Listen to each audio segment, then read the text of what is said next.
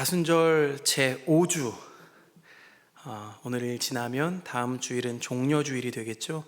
5주 우리에게 허락하신 하나님의 말씀을 함께 읽고 함께 나누기 원합니다. 신약성경 고린도후서 5장 16절부터 21절까지의 말씀입니다. 고린도후서 5장 16절부터 21절까지의 말씀을 저와 여러분들이 한 절씩 교독하시겠습니다. 그러므로 우리가 이제부터는 어떤 사람도 육신을 따라 알지 아니하노라. 비록 우리가 그리스도도 육신을 따라 알았으나 이제부터는 그같이 알지 아니하노라.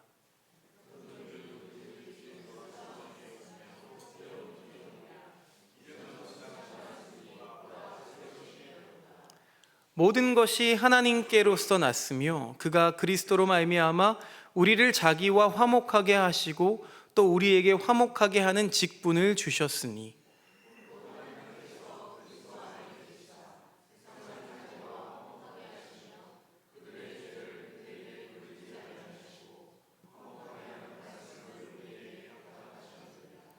그러므로 우리가 그리스도를 대신하여 사신이 되어 하나님이 우리를 통하여 너희를 권면하시는 것 같이 그리스도를 대신하여 간청하노니 너희는 하나님과 화목하라.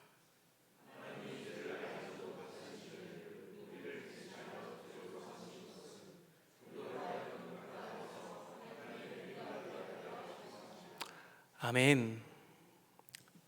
오늘도 주님의 말씀을 함께 나눕니다. 사순절 이제 마지막 주일인데요. 다음 주일은 종려 주일입니다. 그리고 이어서 고난 주간이 시작되죠.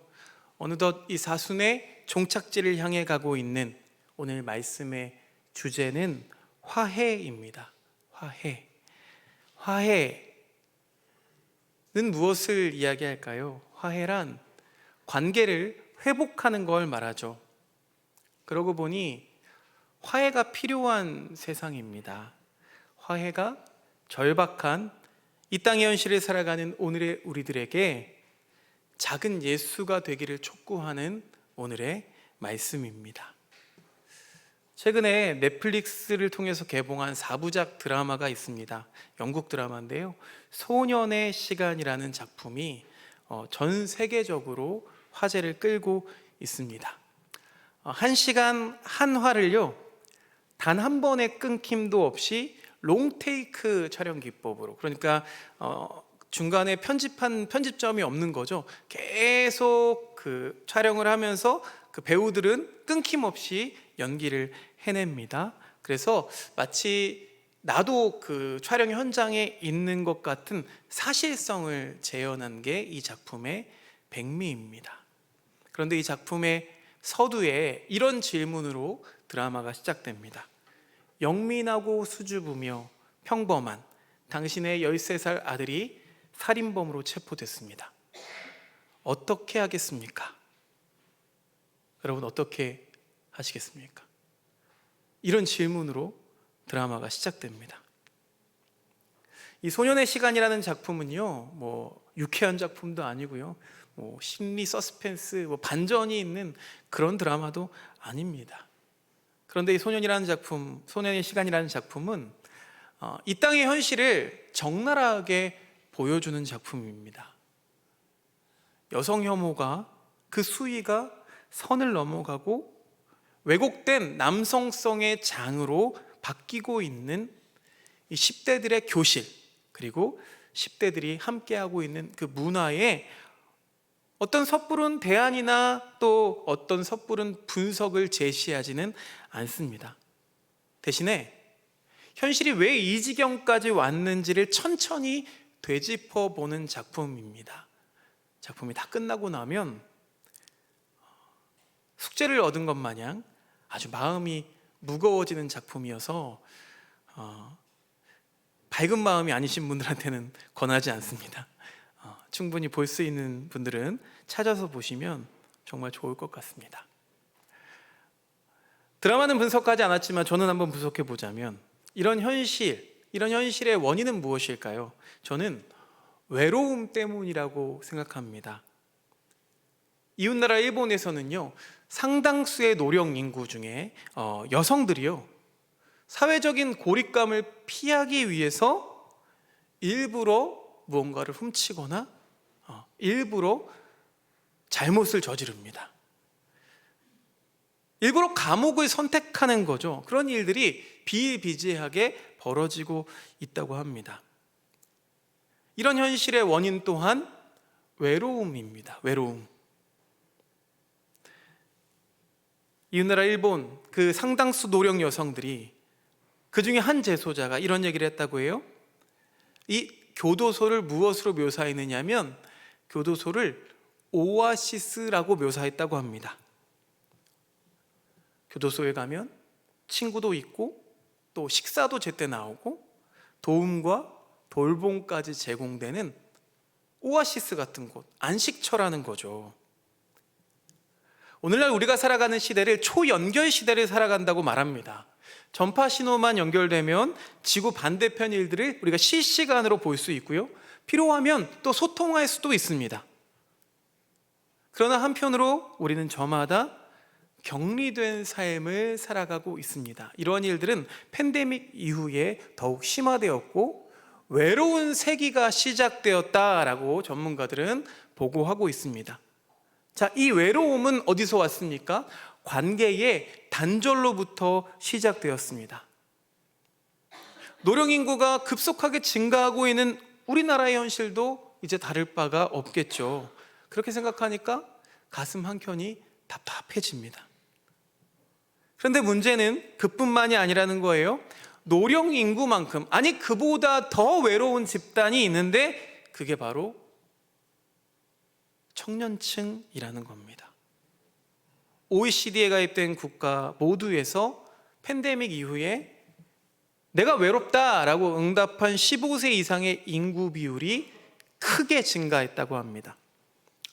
연구 결과에 의하면 이 외로움이라는 것은 운동을 전혀 하지 않는 것보다 우리 몸에 더 해롭다고 합니다. 알코올 중독과 비슷한 수준으로 해롭고요, 비만보다는 2배나 더 해롭고, 담배를 매일 15개비씩 피는 것만큼 해로운 것으로 드러났습니다. 더 큰 문제가 있습니다. 이런 외로움이 전 세계적으로 그 외로운 사람들을 극단주의로 몰아가고 있다는 데 있습니다.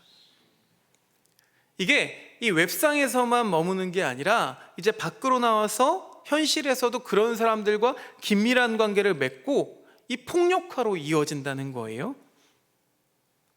이런 외로움을 가져오게 된 원인 중에 하나가 스마트폰 그리고 소셜 미디어죠. 소셜 미디어를 보면은요, 내가 원하는 정보만 취사 선택할 수 있게 되어 있습니다. 그러다 보니까 그렇게 고립된 사람들은 인종주의 공격이나 어떤 혐오 발언, 음모론이 계속 그 안에서 유통되면서 전통적인 소통 방식을 잃어버린 사람들이 자신의 정체성을 잃어버리는 그런 시대가 되었다는 겁니다. 그래서 자신마저도 협력자가 아닌 경쟁자로, 시민의 한 사람이 아닌 그냥 소비자로, 돕는 사람이 아닌 투쟁하는 사람으로 여기게 만들었다는 겁니다. 이 소년의 시간이라는 작품을 보시면 스포일 수도 있는데 이 가정에 남매가 있습니다. 그러니까 누나가 있고 동생이 있는데 이 남동생이 살인범으로 이제 몰린 거죠. 그런데 누나 같은 경우에는 아주 어려운 순간에도 부모와 소통을 포기하지 않습니다. 그래서 이 누나의 방은 늘 열린 문으로 나오고요, 그리고 이 아들의 방은 늘 닫혀 있었습니다. 그 방 안에서 집은 안전하니까 별다른 일이 일어나지 않겠지라고 생각했는데 그 안에서 이 아이를 괴물로 만들어버릴 그 무서운 일이 일어나고 있었다는 겁니다. 자, 이 모든 문제들이 관계의 단절로부터 시작되었으니 하루빨리 이 이 관계의 회복을 우리가 이루어야만 하겠습니다. 성경에서는 이 죄를 단순히 윤리적인 차원에서만 국한하지 않습니다. 이 관계의 단절을 가져온 것이 이 근원적인 죄라고, 또 이것을 회복하는 것을 화해라고 밝히고 있습니다. 그도 그럴 것이 에덴 동산에서 아담과 하와가 선악과를 먹음으로 인해서 죄가 이 세상에 들어왔죠. 이 선악과를 먹은 후에 인간이 먼저 한 일은 무엇입니까? 하나님을 피해서 숨었습니다. 하나님과 인간과의 관계가 단절됐다는 걸 상징하는 장면입니다. 자, 그리고 어떤 일이 일어납니까? 서로에게 잘못을 떠넘기죠. 자, 인간과 인간 사이 역시 관계가 금이 가기 시작합니다. 자, 이 일이 있은 후에 이제 인간은 땅을 일구어야만 열매를 먹을 수 있게 되었습니다. 인간과 자연과의 관계 역시 단절된 거죠. 이렇게 하나님, 그리고 이웃, 그리고 자연과의 관계가 단절되니까 어떤 일이 벌어집니까? 이 인간 안에 있던 하나님의 형상이 분열됩니다. 자아 분열이 일어나는 거예요. 결국에는 자신과 자신의 관계까지도 단절되어 버린 겁니다. 그래서인지 우리들은 모두 외로움을 느낍니다. 그렇기 때문에 성경이 말하는 화해는 이 단절된 하나님과의, 또 이웃과의, 자연과의, 자신과의 관계를 회복해서 더불어 살아가는 것을 화해라고 말합니다. 자, 오늘 우리에게 주신 말씀 고린도후서는 우리가 새로운 피조물이 된 것은 전적으로 하나님의 은혜라고 말합니다. 우리가 하나님과 화해하며 새로운 피조물이 되었으니까 이제 옛사람을 벗어버리고 하나님과 화해하라 라고 권면합니다. 이렇게 외로움의 시대, 분열과 갈등의 시대를 살아가고 있는 오늘의 우리들에게 이 화해라는 주제는 그래서 참 중요합니다. 어쩌면 이 시대에 그리스도인들에게 던져진 화두가 아닐까요? 오늘 말씀을 통해서 이 화해하는 삶을 살기 위한 구체적인 방법을 우리가 함께 엿볼 수 있기를 소망합니다. 자, 고린도후서 오늘 말씀은요, 사도 바울이 고린도전서를 쓴 약 1년이 지난 다음에 쓴 편지입니다. 바울이 이렇게 같은 교회에 재차 편지를 쓰게 된 데에는 특별한 이유가 있었는데요. 그 이유는 이 고린도후서는요, 바울이 사도로서의 자신을 변호하기 위해서 쓴 편지입니다.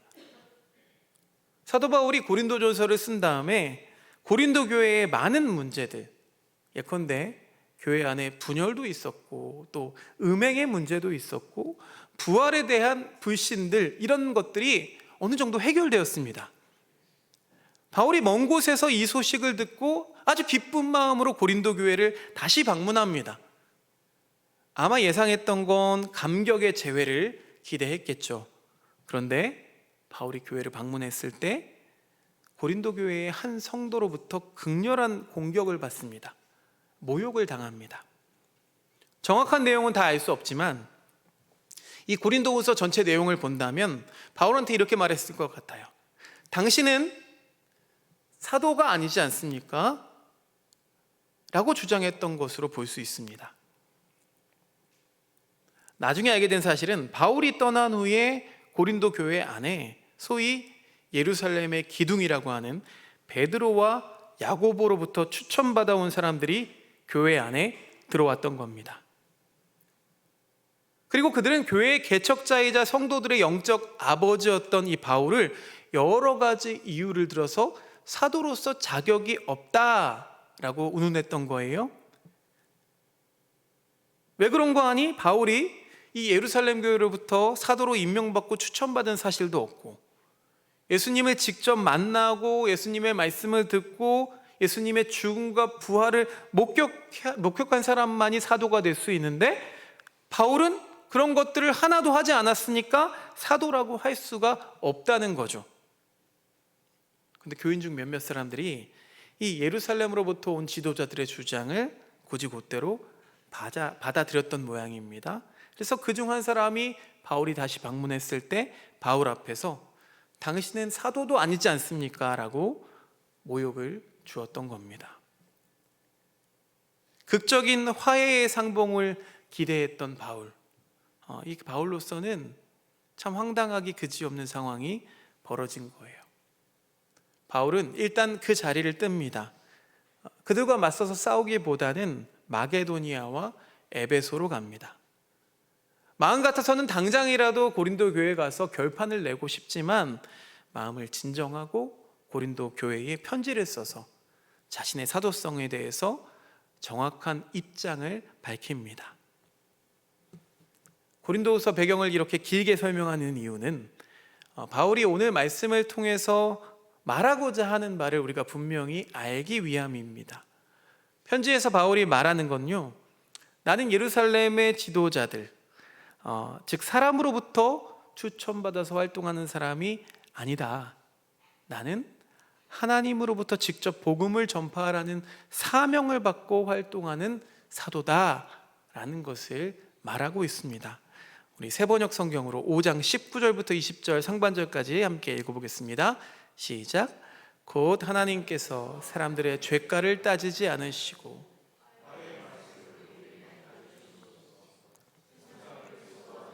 자기와 화해하게 하신 것입니다. 그러므로 우리는 그리스도의 사절입니다. 하나님께서 사람들의 죄가를 따지지 않으시고, 바울이라는 사람은 그리스도인들에게는 죄가 있는 사람이었죠. 낙인이 찍힌 사람입니다. 죄를 많이 지었어요. 많은 사람들을 처벌하고 죽이는데 앞장섰던 사람입니다. 그러나 바울은 예수님과 화해했습니다. 회복되었습니다. 그러면서 사도 바울이 단순하게 자기의 사도권만 주장하고 있는 건 아닙니다. 오히려 이 일을 계기로 자신이 전하고 있는 이 복음의 핵심에 대해서 말하고 있는데요, 이게 바로 기독교 신앙의 핵심 진리입니다. 이어서 계속 20절 말씀 하반절 우리 같이 읽어보겠습니다. 시작. 하나님께서는 우리를 시켜서 여러분에게 권고하십니다.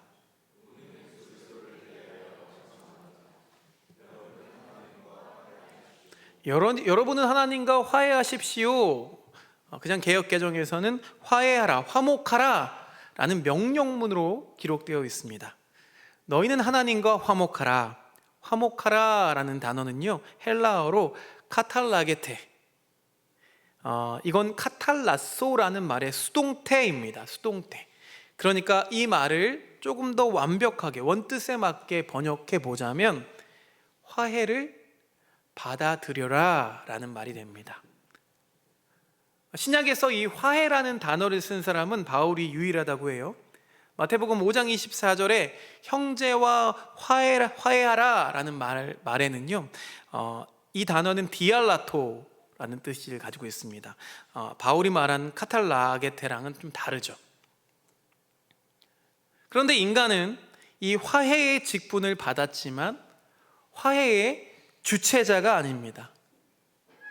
단지 그 대상일 따름이죠. 우리가 이런 말 많이 하죠. 인간은 믿음의 대상이 아니다. 인간은 사랑의 대상이다 라고 말하는 것처럼, 인간은 오늘 말씀에 의하면 그리스도의 사절일 뿐입니다. 여러분, 사절이란 게 무엇입니까? 사신이라는 게 본국의 명령을 대신 전하는 역할을 부여받은 사람이죠. 그러니까 여러분은 하나님과 화해하라 라는 이 말씀의 의미는 화해의 손길을 내미시는 하나님의 손을 붙잡아라 라는 의미입니다. 우리가 먼저 하나님께 화해의 손을 내밀라 라는 뜻이 아니라는 거죠. 여러분, 인간은 하나님과 화해할 수 있는 능력이 없습니다. 오직 하나님이 내미시는 화해를 받아들이기만 할 수 있을 뿐이죠. 그래서 하나님과 화해하라 라는 이 말씀은 하나님이 이미 이루신 화해에 참여하라, 그걸 받아들여라 라는 뜻입니다. 좀 더 쉽게 말해보자면, 하나님이 이미 우리의 모든 죄를 용서하셨으니 그 용서를 받아들이고 하나님 앞에 나아오라는 거죠. 이 하나님의 용서하심, 하나님의 화해를 받아들일 때에 신앙이 시작됩니다. 여러분, 신앙은요, 내가 하나님을 위해서 뭔가를 하는 게 아닙니다. 하나님이 하신 일을 받아들이는 데서부터 시작됩니다. 그러니 여러분은 지금 이 하나님의 용서하심을 받아들이고 계십니까? 여러분은 지금 하나님과 화해된 존재로 살아가고 계십니까? 이 물음이 오늘 말씀 듣는 가운데 우리에게 있어야 하겠습니다. 18절 말씀 보니까 이 모든 것은 하나님에게서 났습니다 라는 말씀이 있습니다. 하나님께서 먼저 화해의 길을 열어 가셨다는 거죠.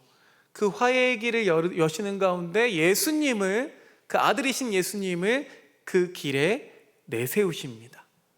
그래서 예수님 안에서 하나님과 화해한 이들을 불러서 화해의 직분을 맡겨주셨다는 겁니다. 그러니 우리들의 직분은 화해자입니다. 우리 교회는 직제가 없죠. 그렇지만 부를 때 편하게 집사님, 권사님 하고 부를 때가 많습니다.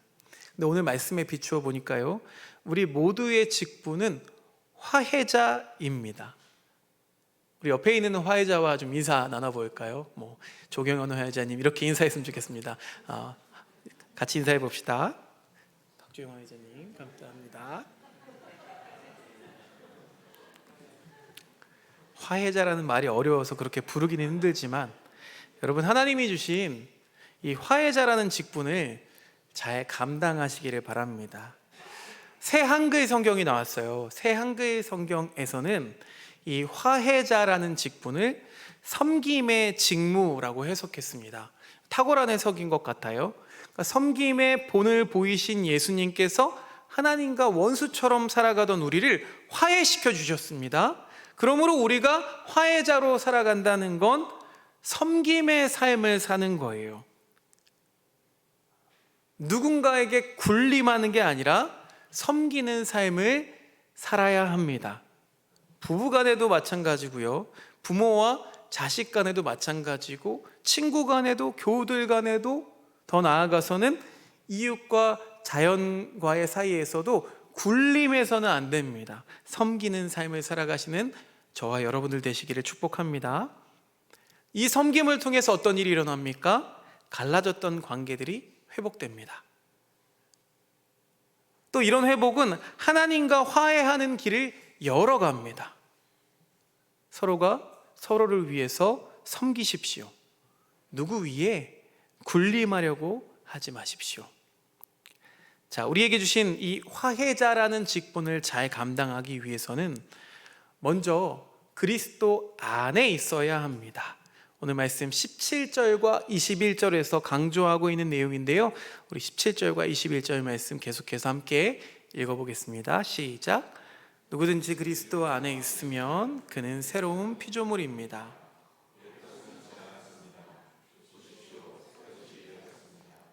하나님께서는 죄를 모르시는 분에게 우리 대신으로 죄를 씌우셨습니다. 그것은 우리가 그리스도 안에서 하나님의 의가 되게 하시려는 것입니다. 아멘. 여러분, 교회는 화해 공동체입니다. 저마다 외로운 사람들이 모여서 먹고 대화하는 친교 공동체입니다. 사람들을 하나님과 화해하도록 돕는 공동체입니다. 메마르고 외로운 삶을 살아가는 사람들에게 교회는 그런 이들의 오아시스가 되어야 합니다.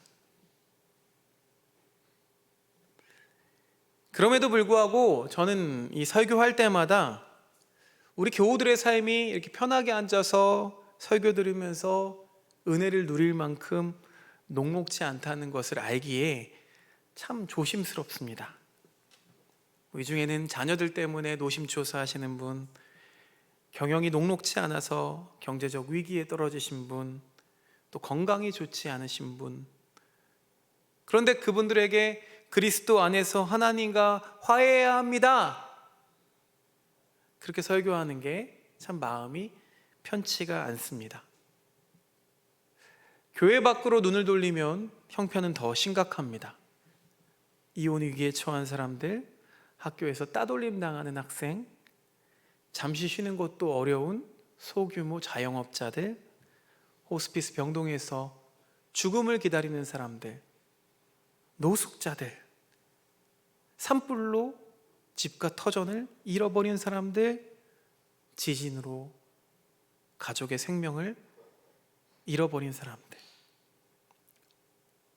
이 발등에 불이 떨어진 그들에게 여전히 그리스도 안에서 하나님과 화해하는 게 중요합니다라는 설교를 한다는 게 참 마음이 편치 않습니다.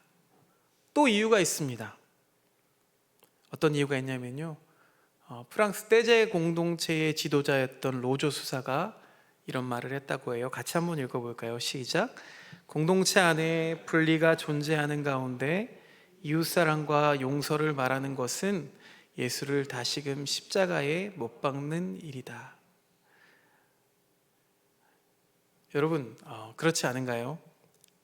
교회가, 또 목사라는 사람이 이웃사랑과 용서를 말하는 게 참 어려운 시대를 살아가고 있습니다. 이미 우리 안에도 수많은 분리가 존재하는데 감히 이웃사랑과 용서를 말하다니요. 이것은 다시 예수를 십자가에 못 박는 일일 뿐입니다. 여러분, 교회가 세상의 조직체와 다른 점을 한 가지를 꼽으라고 한다면 무엇이어야 할까요? 그건 서로 다른 차이에도 불구하고 예수 그리스도 안에서 하나 되는데 온 힘을 기울이는 겁니다. 곧 화해지요. 교우들과의 관계 안에도 보이지 않는 많은 갈등들이 숨겨져 있습니다. 이걸 제때 해소하지 않으면 언젠가는 또 표면으로 드러나게 되는 법이죠. 그런데도 문제는 목회자인 저도 먼저 변하지 않고는 이 화해를 감히 말할 수 없는 노릇입니다. 마음이 어렵습니다. 그러나 말씀을 준비하면서 이런 이야기를 찾아냈습니다. 남아공 성공의 주교였던 데즈먼드 투투 주교가 용서 없이 미래 없다라는 책에서 이렇게 이야기했습니다. 같이 읽어볼까요? 시작. 화해는 단번에 이루어지는 사건이 아니라 매일 선택하는 과정입니다. 여러분, 제가 구원이 하나님께는 단번에 이루어진 것이지만 우리에게는 단번에 이루어지는 것이 아니라고 말씀드렸습니다. 매일매일 구원받는 일상이 쌓여야만 그것이 구원이고 믿음이 될 수 있는 것처럼, 여러분, 단 한 번의 화해가 아니라 매일매일 하나님과 이웃과 자연과 자신과 화해하는 일을 우리는 해 나가야 합니다. 그래야 회복될 수 있습니다. 그러나 여전히 내 주변을 보면 눈꼴 사납고 기분 나빠서 섬기기 싫은 사람이 있죠. 저 사람과는 절대로 화해하기 싫은 그런 사람이 있습니다. 그렇지만 이 세상은 모든 것들이 다 긴밀하게 연결되어 있습니다. 한 사람이 외로우면 그것으로 끝나는 게 아니라는 거죠. 소년의 시간에 그 아이가 외로움에 몸부림치다가 또 다른 외로운 아이를 해칩니다. 연결되어 있다는 거예요. 모두가 외로워집니다. 모두가 외로워진 것, 하나님이, 자연이, 이웃이, 내가 외로워진 곳, 그곳이 어디입니까? 그곳은 지옥과 다름이 없습니다. 하지만 그리스도 안에서 우리 모두 한 형제자매요, 모두가 하나님께서 사랑하시는 피조물이다 라는 생각을 하면서 우리가 살아간다면 우리는, 여러분, 천국을 살아갈 수 있습니다. 바라기는 여러분들의 삶이, 또 행복을 나누는 하나교회 공동체가 이토록 외로운 이들의 오아시스가 되기를 소망합니다. 그리고 각자 삶의 자리에서 그리스도 안에서 그 화해자의 직분을 잘 감당하며 사시기를 축복합니다. 주님의 십자가를 묵상하는 사순절기입니다. 우리가 십자가를 묵상하는 가운데 그 주님의 십자가가 바로 나를 위한 십자가였음을 깨닫고, 그 십자가에 사실 못 박혀야 할 것은 바로 나임을 깨닫고, 또 주님의 십자가의 은혜로 내가 다시 살았으니 이제부터는 나를 위해 살지 않고 세상의 헛된 것들에 기대어 살지 않고 오직 나를 위해 죽으신 주님을 위해서 사는, 또 주님의 섬김의 모습을 닮아가는 새로운 피조물, 새로운 존재로 살아가기를 결단하는 저와 여러분들 되시기를 주님의 이름으로 축원드립니다.